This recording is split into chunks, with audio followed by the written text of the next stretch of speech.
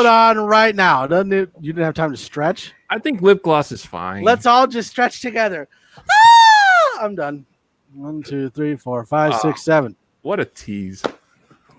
I try. Dude, you got to stop saying things like that. It's a PG show. You're going to make me say something. Mike's got the red and white striped shirt.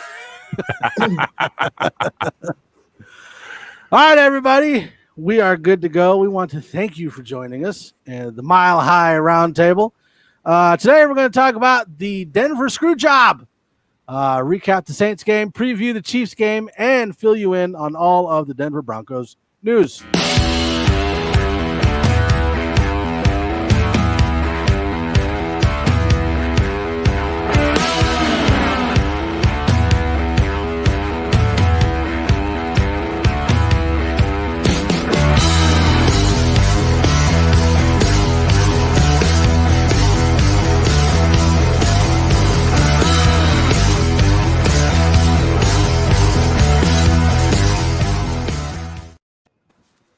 All right, let's just start saying, well, that sucked. Before we begin, I just want to say, am I the only one that makes up a song every time the title comes on, or is it just me? Okay. What do you mean by make up? What do you mean by make up a song? I don't know. I just make up words as the theme is playing. So I thought it was just. I only do that. Like my entire day is filled with like 3-year-old TV shows, and so I make up words to those songs. Okay, I just want to know that a 3-year-old should never hear. Yet they do. Yeah. Whoa, that just okay. Sorry, screen just blew up in my face. Well, let's do we want to talk about the Saints game? We have to, but do we want? What is there to say? I mean, what do we say? If we don't, it's going to be a really short show. This entire episode is recapping the crappy Saints game and then looking at the Chiefs game. Like, can we just not have an episode this week? Good night, everybody. We're done. Yay. Okay, so obviously there's a lot of anger towards what happened.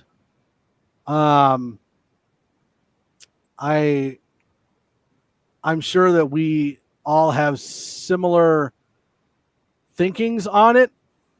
I'm going to try to look at both sides of it, just because otherwise I'll get freaking furious and start throwing stuff. But I mean, there are multiple people and things that you can blame for what happened on Sunday. Right, no doubt about it. You know, I feel like there's been a lot of misinformation or just some things thrown out there that I'm really anxious to actually hear the truth. Maybe, if they ever release the video, which I don't think they would do that, but a behind the scenes story would be very, very cool on how they got the news, what transpired, how you call your quarterback. I did see him on Peter King's podcast and did hear a little bit about that, but it's really unfortunate that that this happened. The quarterbacks went in on their own. They asked for permission for a room. They got it. They obviously weren't following protocols 100%. From what I understand, it was reported on Pro Football Talk the other day that the team actually reported the video to the league, and even doing a self-reporting, it amounted to nothing in terms of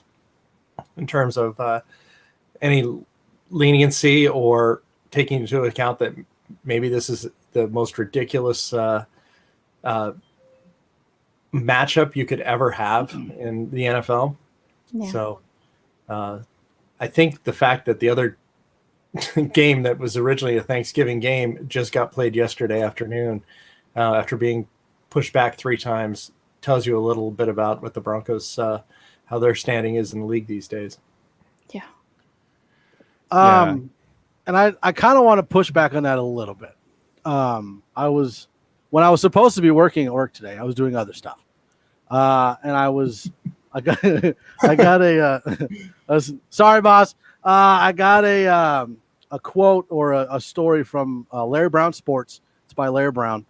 And I'm going to read it. and see, kind of where I think my head's at. He says it's all about identification, isolation, and then containment of the virus. As long as the NFL feels like it has identified, isolated, and contained the virus, it believes it can play the games. That's what Schefter said. If it can't identify, if it can't isolate, and it can't contain, as was the case in Baltimore because of so many infections, they're going to continue to postpone the game. That's why the Broncos-Saints game on Sunday was played, because the league believed the virus was identified, isolated, and contained in Denver, whereas it wasn't in Baltimore, and that's why that game keeps shifting. The decision to postpone or cancel a game is not based on competitive reasons. It's simply about containment of the virus, which when you look back over what's happened in the league, that kind of does make sense. Because, you had the Titans, they had a whole crap ton of infections. You had the Patriots, they had infections on both sides of the ball, so they weren't even able to really contain it at that point. Whereas with the Broncos, it was just Driscoll, and the other quarterbacks made a small mistake, and that's what cost them for the game. So I get not postponing it because of competitive reasons, because if that was a reason, the Jaguars and the Jets would play each other every week because they suck. So I get not postponing it because of competitive reasons. It still freaking sucks.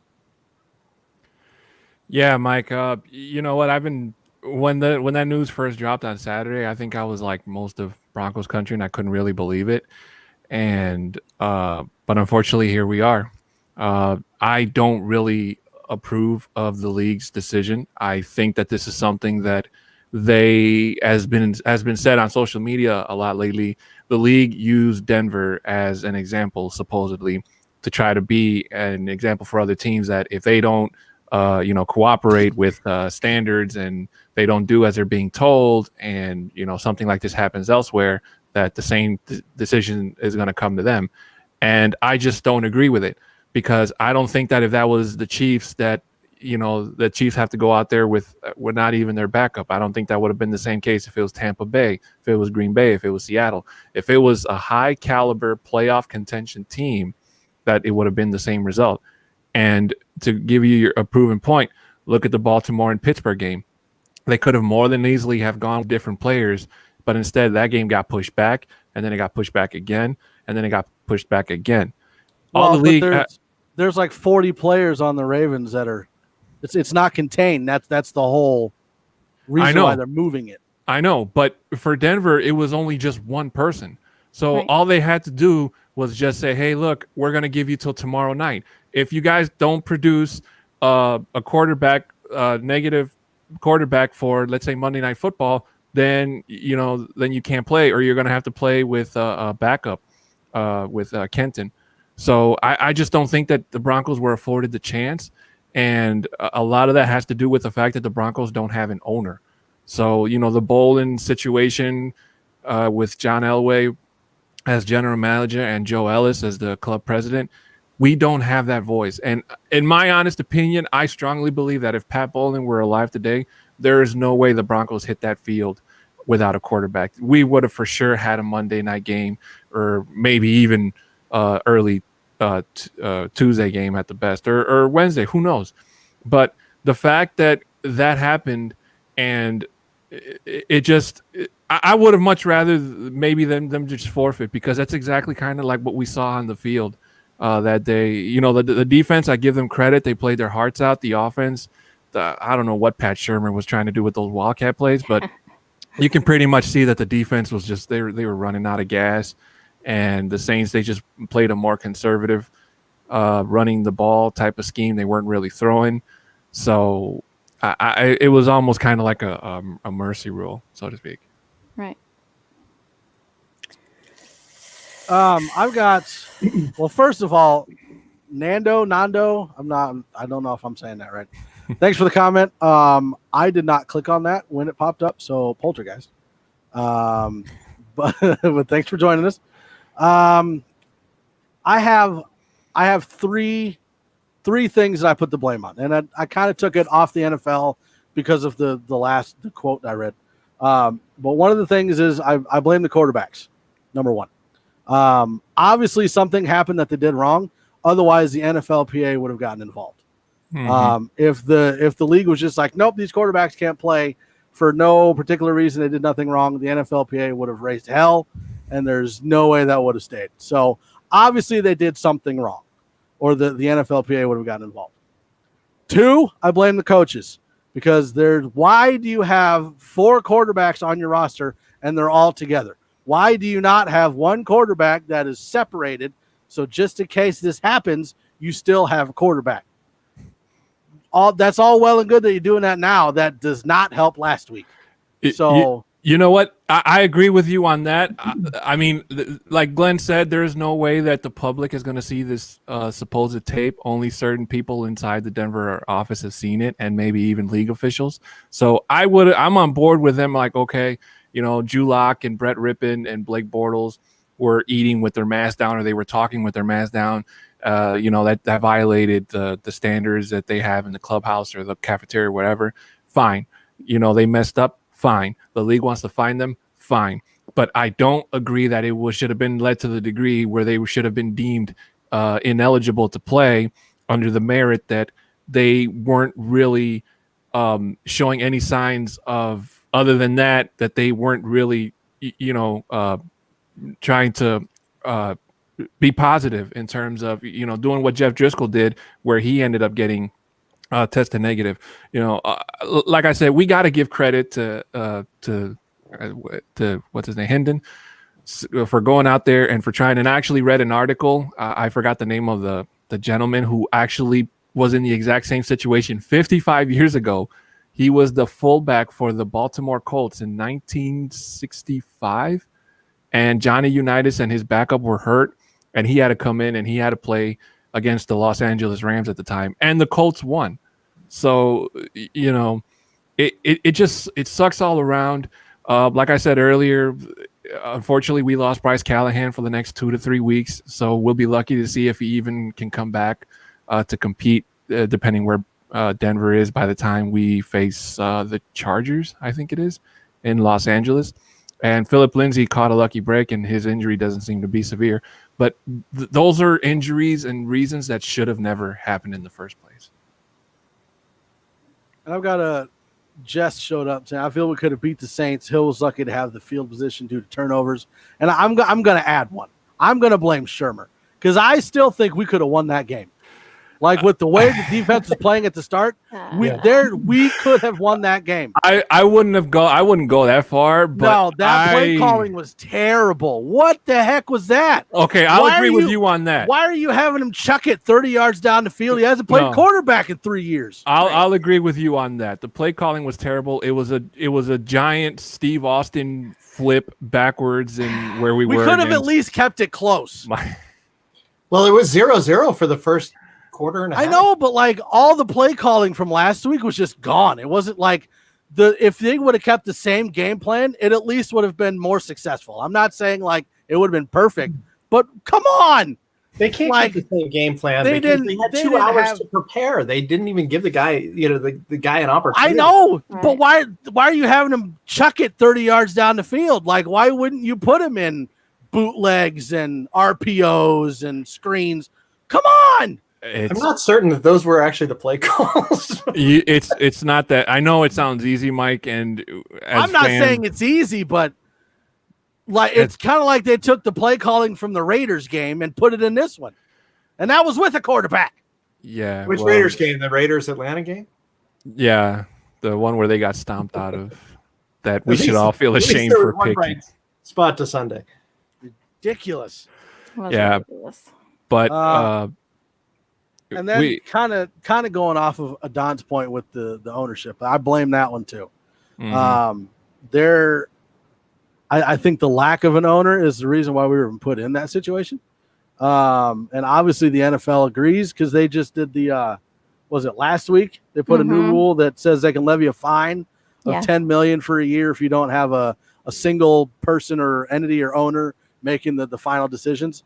Mm-hmm. So obviously Ellis, and I know that I think what is it? Ellis is waiting for the lawsuit from the older bowling girls to drop before they make a decision. Yeah, Just I would really just like make it to. Brittany and move on, or sell. Yeah, I was gonna say either Brittany or next year, welcome to the Amazon Broncos of Colorado. My That's what God. it's most likely gonna be. It sounds like Ellis wants Brittany, but he's not going to do it until they drop the lawsuit, and the older two want to just sell it. Yeah. 303 has a good point, obviously, in the comment field if you don't mind. That one.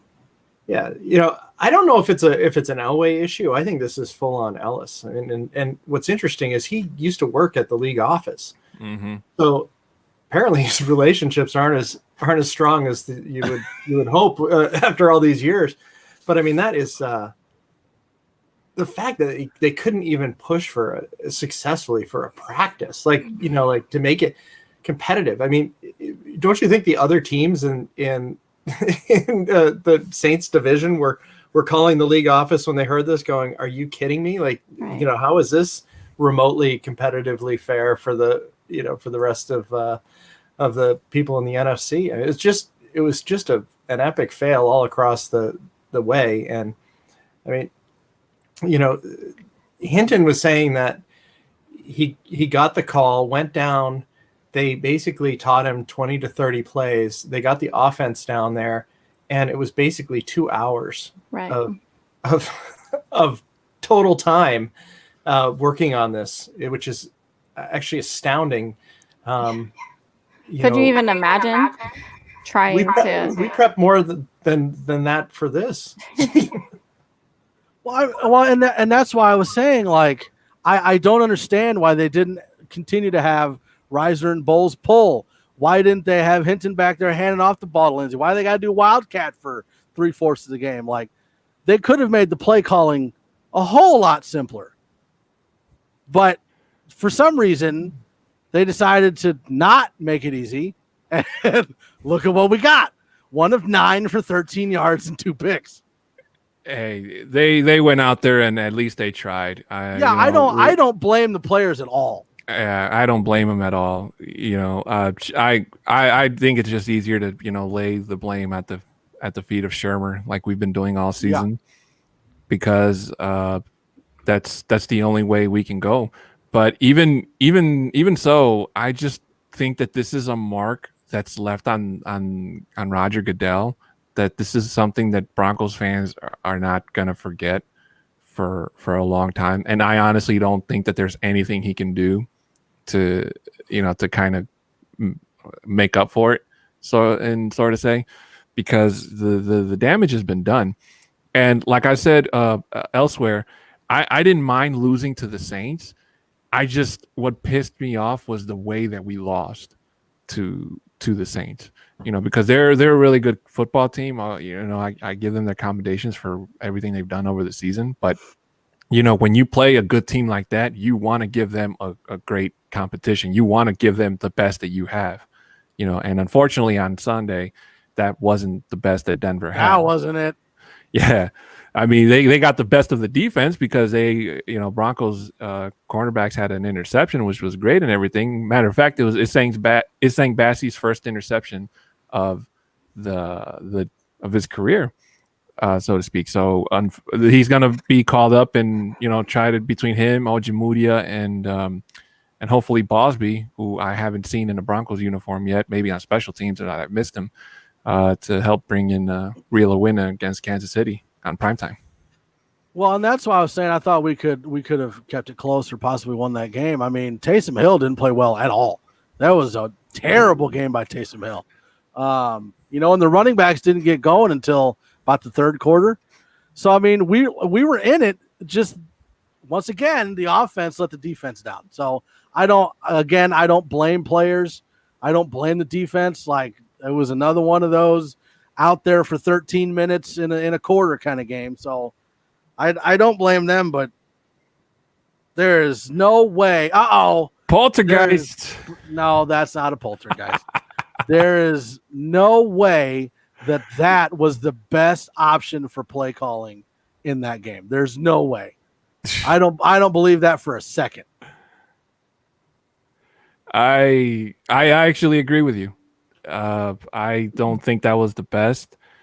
And unfortunately, we made history for the wrong reason again. The announcers kept saying something about we hadn't lost to New Orleans since 1993, 95, something like that. Everybody And should have been knocking on wood. Who said that? I don't know. John Gruden. Yeah. I don't even know what to say anymore. Because you can't really look back at the game we had against the Saints and be like, oh, well, we can do this better. Because that's not how we're going to look. I hope that's not how we're going to look this week. Yeah. I was kind of excited going into it because we had our offensive line back. We had Fant is looking healthy again. We had our wide receivers back. Our defense was looking good. And then yeah, I'm surprised that we didn't get flexed. Be honest with you, I thought we were going to get flexed out of this game, but unfortunately, you need like a week or 2 weeks notice before the league can flex a game or something like that between prime time and daytime or something. But we're going into Kansas City, and obviously last year Julock had a pretty decent game, even though he was playing in the elements. I don't think the Broncos and Chiefs are going to play in snow. They'll probably play in really cold weather, but other than that, it can be going back. It could be going both ways. The Kansas City defense hasn't really been great as of late. You saw what the Bucs almost came back on them on Sunday. So if Pat Shurmur can kind of find that playbook that he had against Miami, dig it out of the trash or find it wherever he left it and try to implement that system back and try to keep going toe to toe with, Patrick Mahomes and that offense, we could pull an upset. Yeah. Let's dig into some of these comments we've got going on here.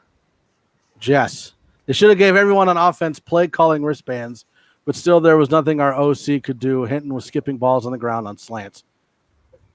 I mean, I don't agree with that completely. I mean, there could have been a lot less Wildcat and a lot more Mike, they had no time to put anything together. They didn't. Christy, what do you do? But this is what I'm saying. Not wristbands. if that was the game plan that they had all week, it would have been a bad game anyways. Because we all know that the game plan they had the week before, that was the game plan we wanted to continue to see because it worked. Before I make my comment, I just wanted to give my brother a shout out because I didn't see his comment. Thanks for watching. That's the one I pulled up and was like, "Is that name?" And you didn't even correct me. I didn't even hear you, to be honest with you. You never listen to me. But Hinton was lucky because he actually threw 2 potential interceptions in the very first quarter. So it should have been a 4 interception game for that young man. But he got lucky that the cornerbacks dropped those crucial passes. But I totally agree with you. But at the same time, this kid only had 20 hours of prep time. That's not really enough time for anybody. So I can kind of understand the Wildcat formations and trying to confuse the defensive line with some plays Lindsey running, some plays Freeman running, and even some Melvin Gordon running. But towards the third and fourth quarter, it just got too predictable. Let's see here. Let's go with this one. We'll get the Taco Tater. Love it. What do you think about Broncos bringing back Will Parks? I like that picture. The pictures. Yeah, Bill Murray. Yeah. I mean, do you think they bring back Will Parks if Bryce Callahan doesn't go down?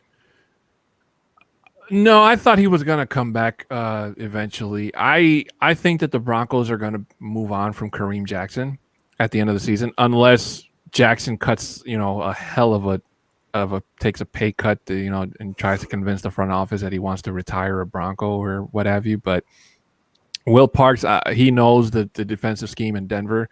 I believe that he'll be, somewhat helpful when he comes in as a substitute. So it could be better than what we had with Devontae Harris, and So everything Yeah. is better than what we had with Devontae Harris. Exactly. well, I mean, he had an okay game against the Steelers yesterday. He saw his first play time as a Raven, coming in for Marcus Peters. But I think that even as good as Will Parks is, I hate to say it, but the cheetah, man, he's fast. Now, if Denver can replicate the exact same pressure that they did a couple weeks ago when they faced him and rendered Tyreek Hill pretty much, not useful, then we might have something. But that all falls back on the offense, and we need the offense to not throw interceptions, not go 3 and out. Basically do whatever it takes to keep Mahomes off the field. I love the addition of Will Parks. I loved Will Parks before he left. I thought it was the wrong decision to move on from Will Parks, and I think he's bringing more than just talent. He's bringing, a lot of the guys know him, and he brings a lot to the locker room, and it's more than just playtime. It's has to do with bringing the guys together. I think he's a great addition to the Broncos. He always has been. Fangio loves him, and I think the only reason he left was because he's from Philadelphia and he had that opportunity. Mm-hmm. I mean, I haven't been following his career too much this season, but it's baffling that they already cut the cord on him. But Justin Simmons gets his sidekick back, which is great. Right. Parks was great on he was great on special teams. I mean, the Simmons block with the Parks run back against the Saints. We're seeing that highlight last week. It's I'm excited that he's back. I think and I do agree that Kareem Jackson's either going to have to take a massive pay cut or he's gone. It's just you get to be a certain age and you get to have a certain price tag, and I think you're on the way out. Right. Yeah. I want to answer Jess's question because he asked if we should go after a veteran quarterback or go after Zach Wilson in the draft. Just getting ready to put that one up. I beat you to it, Mike. Nah. I don't really want another Peyton Manning 3.0 experiment in Denver. And I know Dak Prescott is going to be one of the hottest quarterbacks coming into free agency if he doesn't get re-signed by Dallas, mind you. And me personally, and if you've already heard us argue about this 2 episodes ago, but I'm not ready. I'm not ready to cash out Drew Lock. I'm not really ready to cash out Pat Shurmur because I just feel that the pandemic and the injuries have really hurt Drew Lock. Not Pat Shurmur. Pat Shurmur's had all the time in the world to try to come up with a game plan, and it's not working so far. But at the same time, I'd like to see what he can do, in year 2 as a coordinator, because I really don't want to give Drew Lock another offensive coordinator and have him, learn on an entire new scheme, or vice versa. Go get another quarterback and have them try to adapt to the offensive coordinator Pat Shurmur is, and it just doesn't work. So we need to try to fix what we have before we decide to clean the slate and start over. Well, and we, like you said, we talked about this before, and I think a lot of it depends on how Drew Lock continues to play the rest of the season. I mean, I think he did enough in the Miami game to at least buy him some time if he's in the right system like he was then, to let him continue to see if he progresses. If he progresses, then I think you almost have to give him next year. But if he stays the same or gets worse, then I think if he stays the same and doesn't progress, they take a quarterback if he falls to him. But they're not going to reach for one. If he gets worse, they'll reach for one. And that kind of goes into his next question. Zach Wilson in the draft, people like Micah Parsons, but he reminds me of A.J. Johnson. Again, if Drew Lock doesn't progress in like the most basic offensive system you can have, they'll either I don't know. I don't expect to see Lawrence or Field. That's not going to happen. No, that's not going to happen. But like if a Zach Wilson falls to us, maybe. And please no more Sam Darnold to Denver, because I'm getting tired of seeing that on Twitter and social media. There's a reason why the Jets are going to dump Sam Darnold, and Because Adam Gase sucks. aside from that, and He even admitted that he has not done anything to develop Sam Darnold, yeah, that and too. he's still there. Like, And- why is Gase still have a job? Because they want to go 0-16. Yeah, they can't risk having the The Lions Jags grab it. or the Jaguars or one of those even worse teams jumping them up. So here's a question off of the quarterback questions. Why did we pick up Shermer, the Pat's son? because What, they give us 5 quarterbacks now? What do we need another quarterback for? he's the emergency to the emergency quarterback. He's- So he's like forward. Why do He's we the need that many? the quarantined quarterback. Yeah, I guess. so But why isn't Bortles? No, they have him Bortles- sitting in the line at In-N-Out Burger. yeah, Bortles is just Or honestly, Driscoll, because Driscoll was terrible. So why wouldn't you have Driscoll be like the emergency quarterback just in case? We already had 4: Bortles, Driscoll, Rippon, and Locke. What do we need a 5th one for? 5 quarterbacks. That sounds like my fantasy football team. next question, That's please. like they're trying to Yeah. compete with the tight end roster. Next question, please. Well, let me throw this one out. We all know I love Drew Lock, but now there's talk of a potential Matt Stafford deal, and I have to tell you that is pretty intriguing. I mean, this guy has never really had some serious weapons all across the board. I mean, he's had Megatron, he's had no running game, he's had the occasional tight end, but I picture Matt Stafford with these young players, and it is pretty intriguing. Even though I'm not ready to move on from Drew, it's something to think about now that it's been out there. Okay, you know what, Glenn? I'll actually throw a coin in your well, because I'm pretty sure that before. No, you get a nickel. because I'm pretty sure as long as John Elway stays as GM, it's almost guaranteed that he's gonna try to swing for that Peyton Manning 3.0 plan, and he's gonna go and get a veteran quarterback. And if it is Matthew Stafford, I totally agree with you. I think I would, I'd be pissed off about it that they, decided to move on from Locke, but I'd be okay with it because Matthew Stafford, when he had Megatron, was just unbelievable. And as soon as Megatron retired, it just became the Matthew Stafford show. And I've had that argument with my brother quite a lot.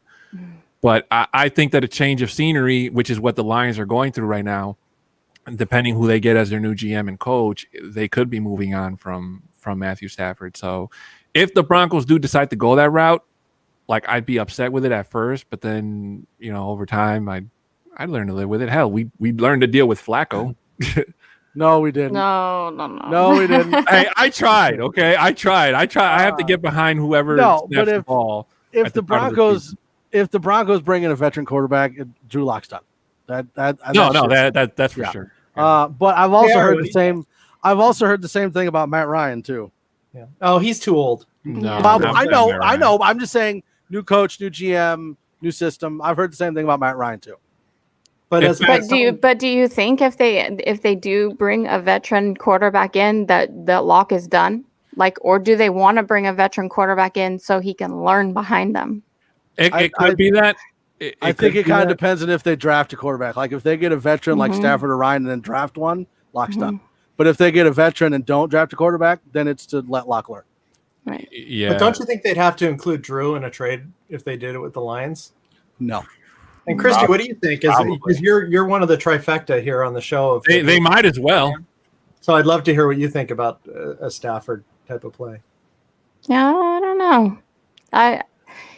I think I'm like a Dawn. I don't want to give up on Drew Lock, so I think that takes precedence over any feelings that I have about Stafford. But Stafford has the talent, and I'm not opposed to it if that's what it comes down to. But I'd like to see, if they do that, I'd like to see him learning behind Drew Lock learning behind him.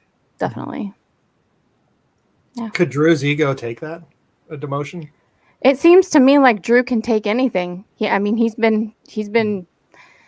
had a hell of a season, and Hey, I Mike, think he's pretty set up for everything. Can you pick up that worm for mayor question?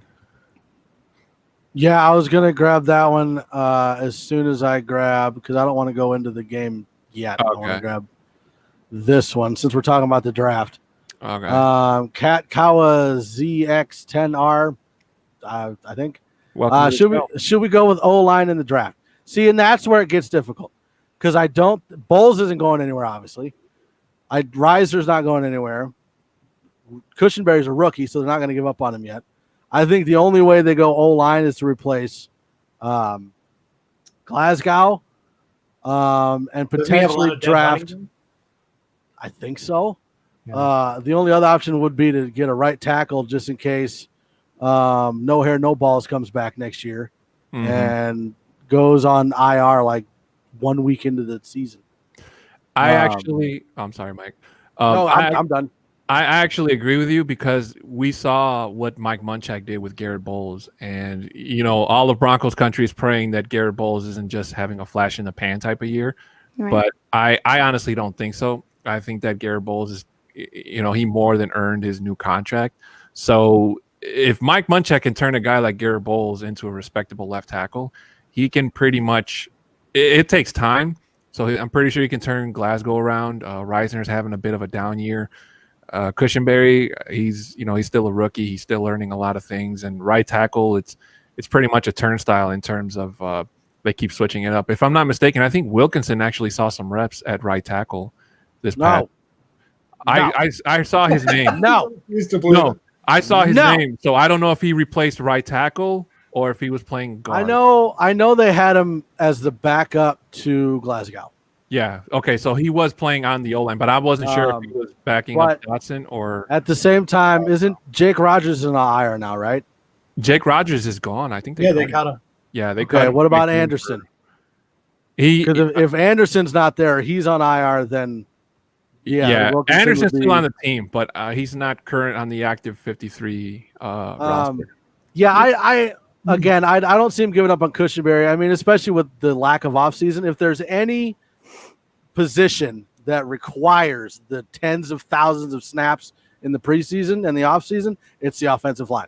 So I get Cushenberry struggling because you lost all those snaps. So I if they drafted offensive line, I think they go right tackle. When Adon mentions Bowles, you're just realizing like how much news has happened in this past week. It's really unbelievable. I mean, the Bowles news of him being re-upped, we're all rejoicing. I mean, which is unbelievable because we've everybody. Yeah. What was it? 4 years, $68 million? Is that what it was? And that's the same night that the minutes before hit the fan, right? And the thing with Bowles and you'd see on Twitter after that, feel like I hope now that he gets paid, he doesn't give up. He doesn't give up.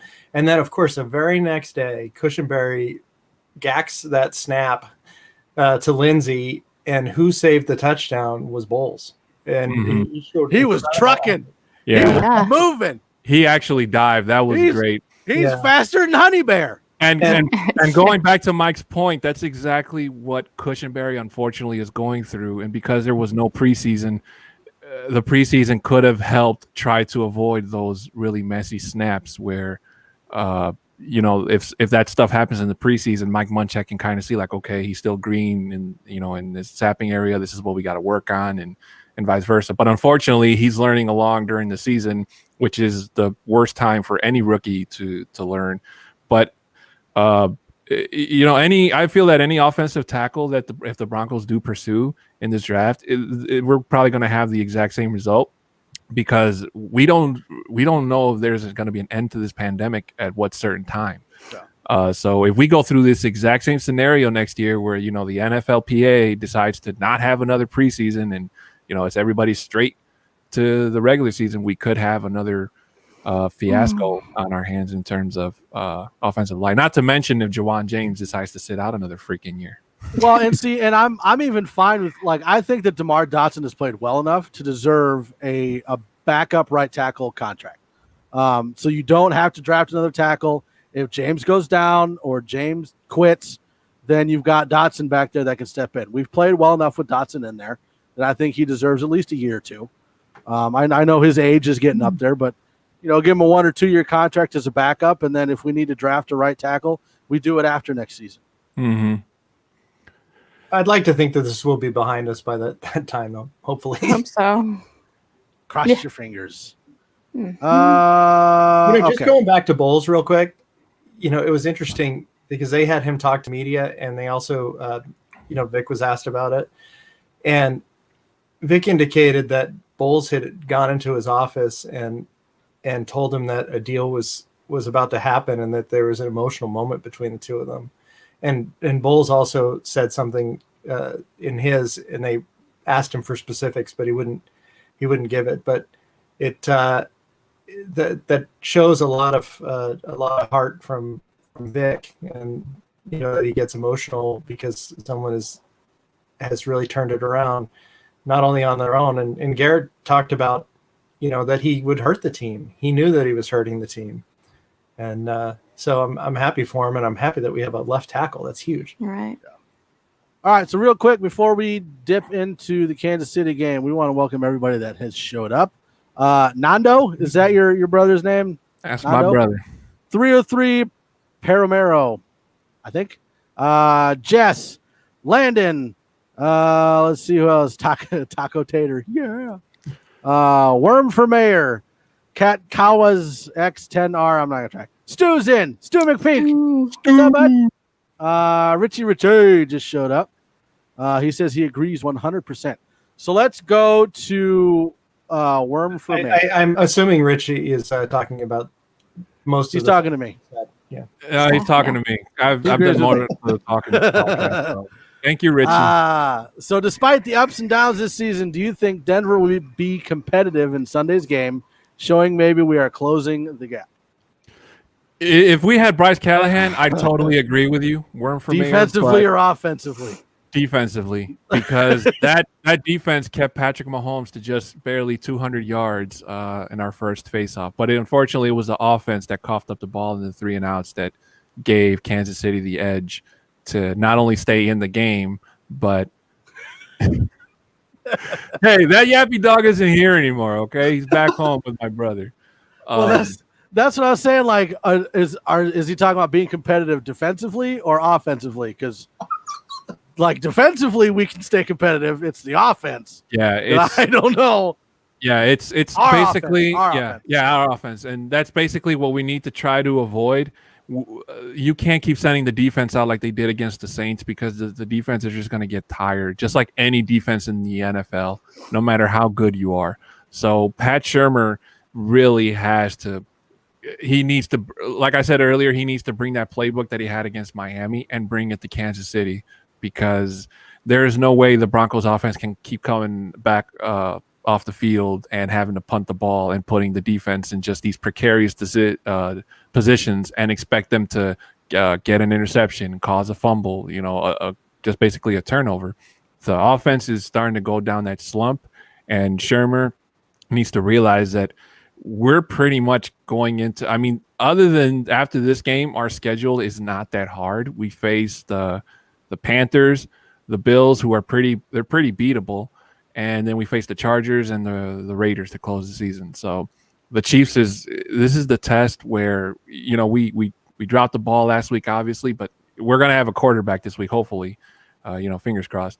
So, knock on wood right now. Knock on wood.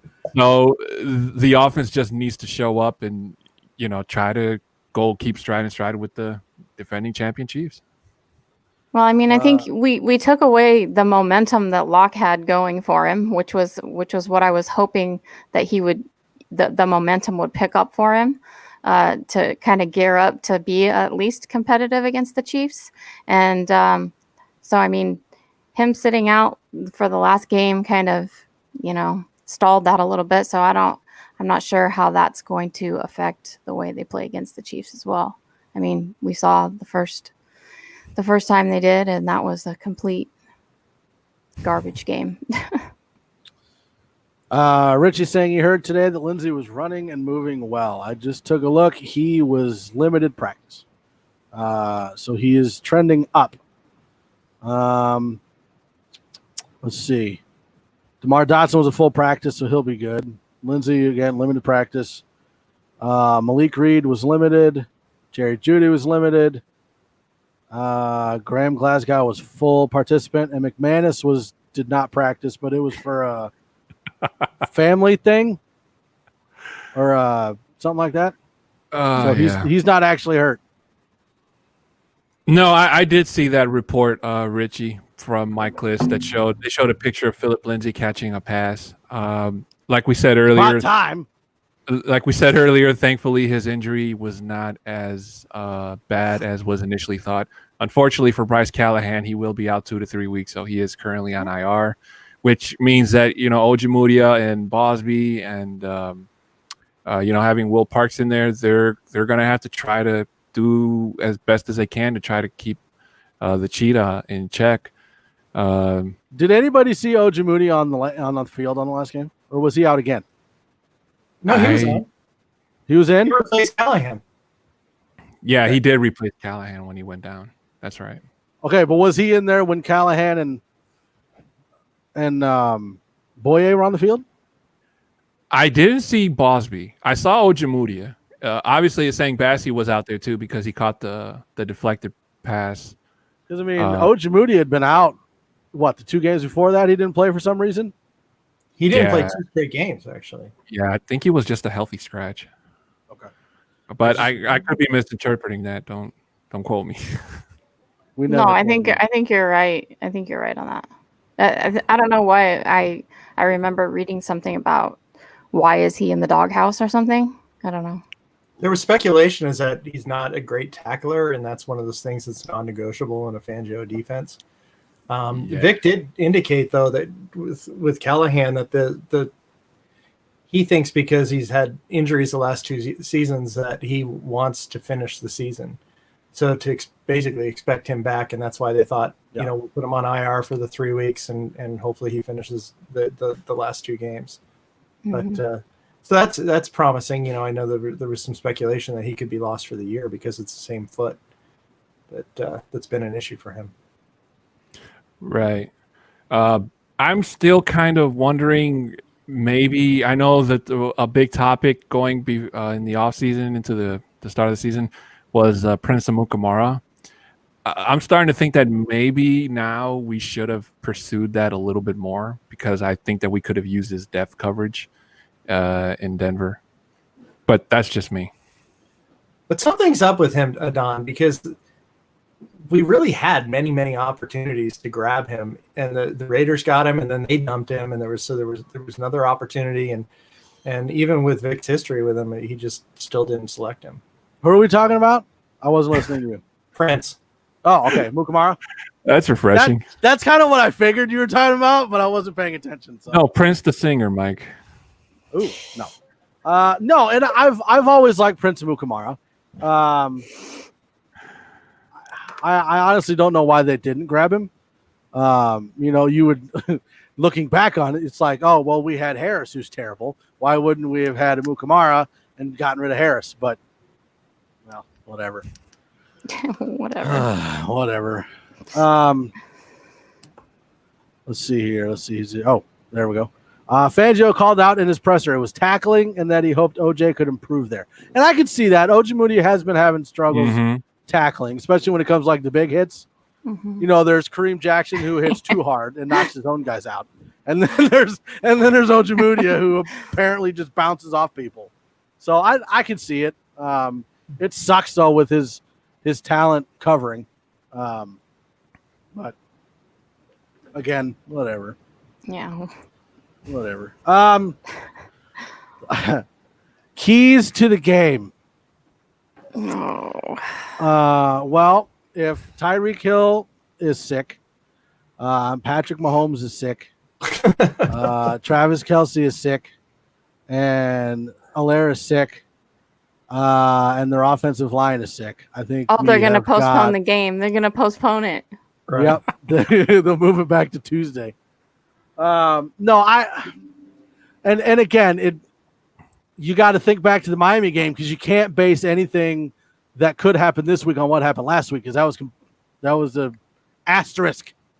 So again, it comes down to Shermer's play calling, the offense that he's got Drew Lock in. It comes down to Drew Lock's decision making, where he goes with the ball. And I mean, it will be nice to see Shelby Harris back in there and see how much more improved the offensive or the defensive line can look with Harris in there off of what they've already looked like, because they've been killing it the last couple games. Right. So you throw Harris back in there, and kind of exciting. We have to start being honest with ourselves, Broncos country. The playoff contention window is not looking good. So this is probably a good chance for Pat Shurmur. If he wants to make a statement like he did against Miami, he needs to come out with something that the Chiefs haven't seen, that nobody but him and Drew Lock hasn't seen. If there's one slight advantage of not having Drew Lock on the field this past Sunday, it's that he got a chance to heal his ribs or whatever was ailing him. So he should be on a whole lot better position than he was going into that game last week. But it needs to happen. And the Chiefs aren't somebody that you can just let them get in front of you and expect to catch up, because once you give them a lead, it's really tough to catch up with a team that they have. So it needs to happen. And I would like to say that Shurmur's credibility could be on the line going into this game. Well, and I like to think, you look at the roster of the Chiefs, and I think that in the AFC West, the Broncos would have the closest roster talent-wise to the Chiefs.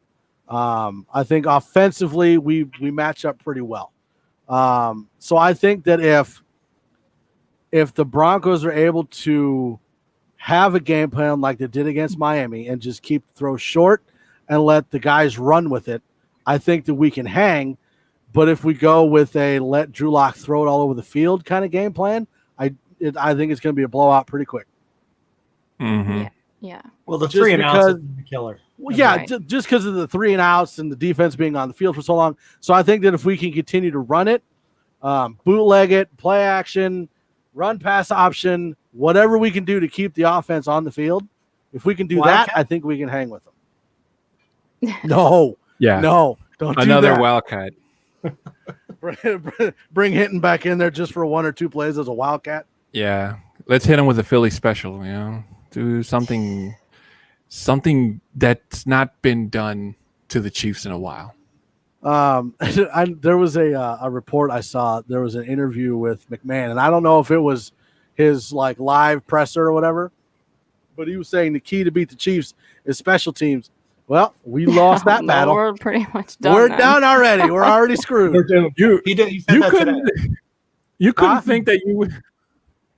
He said that today? Yeah, he said that today. But you couldn't think of a better way for somebody to almost insult themselves without realizing they just insulted themselves. Right? Yeah. That's how I took it as. He threw himself under the bus without realizing it. Because he might While not he be, was driving it. He might not be big on active on social media, but you got to know that there's somebody telling him hey, man, there's a lot of people on social media that want your head, man. He needs to hire his own PR firm just so he doesn't Right. say stuff like that. The game's going to come down to special teams. Well, we're screwed. Well, Yeah. Well, and he says the same thing every week. We just have to do our jobs. It's exactly. Then do it. A novel idea. Yeah. Hey, Chris Hernandez showed up. Hey, Parks run the Philly special. he took the words right out of my mouth. Yeah, there we go. Richie. Fire Tom McMahon.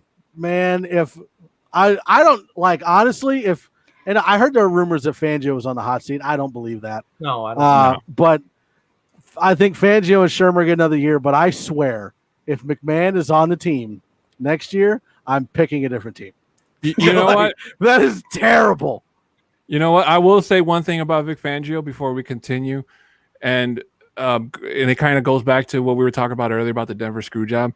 While I do understand why, and I know, I don't mean to backtrack, but while I do understand why he felt and said the things he said about the quarterbacks and the actions that they took, me personally, I kind of felt disappointed in him for the very first time this season that he didn't stand up for the rest of the team, because he's basically the face of this team, And when you don't go out there and, stand up to the people that are doing this team wrong, and you just kind of let them walk all over you, it's a quick way for him to lose the locker room. I have a theory on this, Adon. Yeah, go ahead. I disagree with you completely.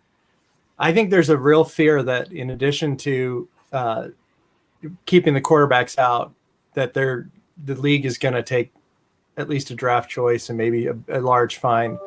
And I think by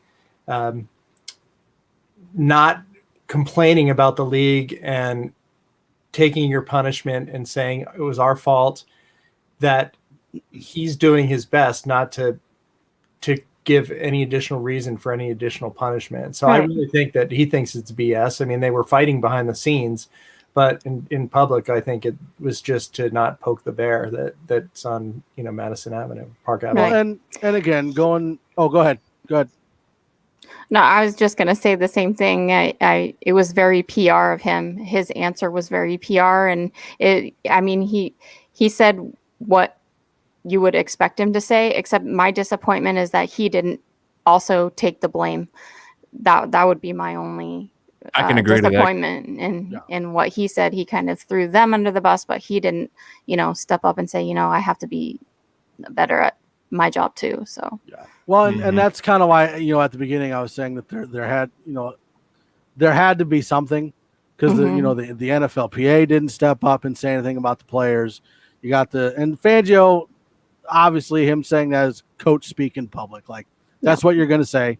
But again, that's why I feel like there was something there that we're not seeing or that we're not hearing that happened.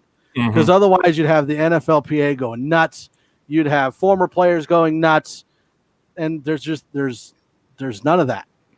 So again, there's not really much else they can do about it. They're going to get fined. They're going to get. We can do about it. So. Yeah. So you just have to deal with it. Yeah. Sucks, well, at this point, it's already happened. So yeah. My only thing about the whole fiasco is that I believe that the NFL should have one set of rules and it should apply to all teams, and that should be the bottom line. You shouldn't be making an example out of just one team just because they're not a playoff contender. And that's it. I mean, the Titans were practicing when their facility was closed because of COVID, and they're out there practicing at a high school. I mean, this is absurd. In the midst of a big outbreak in their locker room. So, you have to put it in perspective like that. Richie has a good point, by the way, before we start picks. If it's the one where he agrees with you, I'm not showing it. That one? No, the last one. Or this one? That one. Hey, I wouldn't be mad at him, because I felt like doing that myself after watching that game. You should have had Fangio do his press conference in the bathroom and flush a Goodell piece of toilet paper down the toilet. Yep. Yeah. All right, so let's go with your pick for the Broncos-Chiefs game. Score, who wins? What do you think? Big breath. I'm going with the Chiefs. I don't even know what to say about a score. I want to say that they try to keep it close, but you never know. It's going to be a good one, though. Okay. That's it. My brain says Chiefs, but my heart says Broncos. So just roll with the brain. I'm just gonna go with, I'm gonna go with, I always pick Denver no matter how hard the climb up the mountain is, whether it's the Super Bowl champion Chiefs or the low down Jets. I say it almost every week, so I'm gonna say Denver, and they're probably gonna win it by a field goal, 23-20. Good. I think I hate to do this, but I think the Chiefs 31-17. I'm actually going to agree with Adon. Yay. I'm going to go Broncos. I think they are very angry, and I think they're going to bring that out on the field. I hope they bring it out on the field this Sunday. I think Shelby Harris coming back in there is going to help. I'm crossing my fingers and my toes and my legs that Shermer's going to pick a good game plan, and I think that it's a trap game for the Chiefs. I'm gonna go 31-28. Broncos. I hope you're right. I do too. I think last time I picked against the Broncos, they actually won. So let's 2 weeks hope ago, for let's hope for that one. I know the one other time, yeah, we both picked and Miami lost. Mhm. Yeah. All right. So AFC West predictions. Glenn, you're still in the lead, 24-13. Nice. Christy and Adon, 22-15, and I'm at 20-17. You stay down there, Mike. You stay Hey, down I'm there. gaining. I'm only 2 games down now. I gotta find a way to take Glenn down. I don't know what I'm gonna do.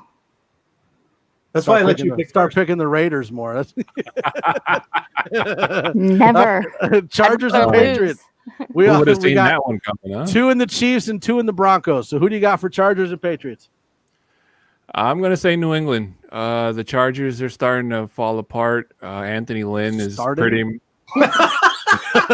Well, I meant in terms of the whole.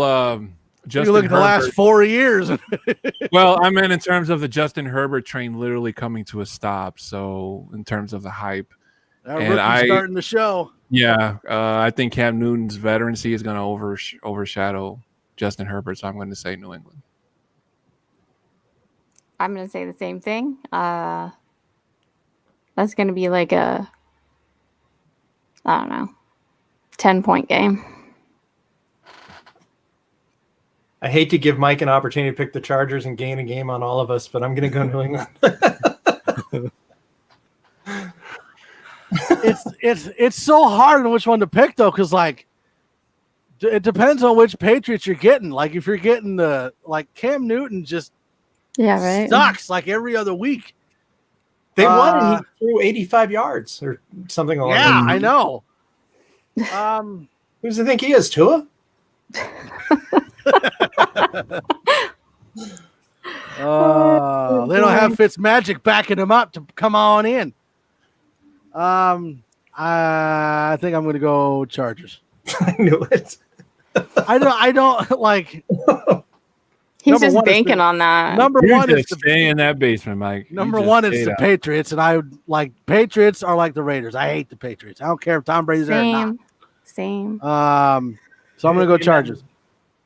We got Raiders and Jets. I already know who. No, I'm not picking the Jets.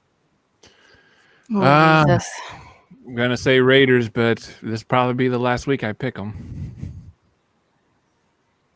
Got to go Raiders, of course. Yeah. Christy, I couldn't hear you. Go ahead, Christy. Go Jets.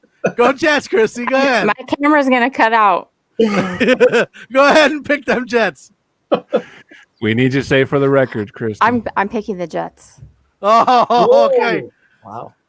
See, this is going to be the week they win too. Watch. It is. Watch. You know what? I hope so. I'm going Raiders. I'm not going. If the Jets win, I swear I will do a dance on the camera next time. I will be like, "Woo!" It's going to be great. It's recorded. 5 seconds. Can't get out of it now. Don't care. I'm bringing the popcorn. Richie, 31-27 Broncos. Landon, 34-30 Broncos. I hope so. I'm lost on that one. Yeah, I don't get that one either. Is it? Oh! Time to bat them balls. Harris, okay. Got it. I should have showed that one first. Oh, okay, I get it. Yeah, I saw that and was like, I don't think we should say that on air. Got it. Shelby Harris. All right, Landon goes Patriots. Richie goes Cheatriots. There you go. Hey, he picks the Jets too. Yay! Richie and Christy, Team Jets. Okay. Richie didn't say anything about a dance, I hope. So no, he just clarified. Shelby batting them balls. Hey, we got it. It took us a little bit. We figured it out. All right, so that is going to about do it for us. I didn't even say this at the beginning of the video, which kind of threw me off. We stream live on YouTube, Twitter, Facebook, and Twitch. On YouTube, give us some thumbs up. Smash the thumbs up. Punch it right in the face. Subscribe. Turn on notifications. Twitter at MHRT Podcast. Leave us questions, concerns, comments, predictions, whatever you want to do. Facebook, like and follow. And again, we live stream on Twitch. Can't really do much on there. I know you can make comments live. I don't know if you can do anything else. I don't know, Hey, but we're there. So that is going to about do it for us. So we will be crossing our fingers, toes, legs, ears, eyes, everything. Hoping that the Broncos pull it out this weekend because it would be awesome to see the Chiefs lose. fantastic. Yes, it is. Fantastic. So we, again, thank everybody for being in, and we will see Thank you. you soon.